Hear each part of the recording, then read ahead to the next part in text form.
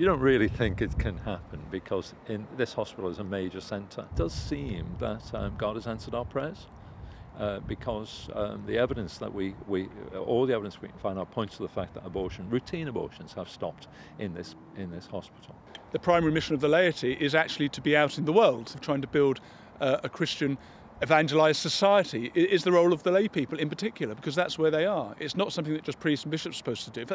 In fact, the priests and bishops, that's not their primary purpose. Their primary purpose is to to be ministers of the word and sacrament. But the laity are called to be out there in the world. Only the lay people can do that. That is their job. That's their mission. Started our first campaign in Nottingham in 2016. At the beginning, you don't know what you're letting yourself in for. I think the image that sticks in my mind is of St. Peter in the Gospels, who stepped out of the boat, and it felt like that to us. It felt as though we were stepping into waters that we had no idea, how deep they were, where they'd lead, and anything like that. But God has held us up and rewarded the effort. We received the news recently that abortions have stopped in the treatment centre and in the main hospital, the QMC. We walked around the grounds of the perimeter of the hospital praying. Rather like in the Old Testament, they surrounded the walls, they marched around the walls of Jericho as a way of sort of claiming that place for God. In a way, it is a territorial thing. It says this world belongs to God, not Satan. And so when Satan kind of gets in, it's a way of actually saying, no, actually we're claiming this back. It just shows the power of prayer.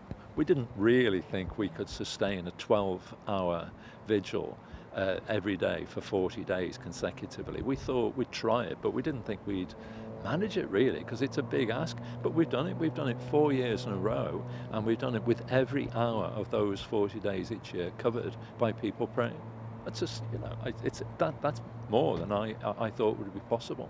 And that's a great blessing. When you pray with somebody, you meet somebody who's new, a stranger, and you get to know them so quickly when you pray together. And you develop an interesting, very different sort of relationship, very powerful relationship. This is no longer a place that takes lives of unborn children. So this final event was a way of just giving thanks for that and proclaiming that. It's very much, isn't it, part and parcel of a 40 days campaign that you do this with love and compassion.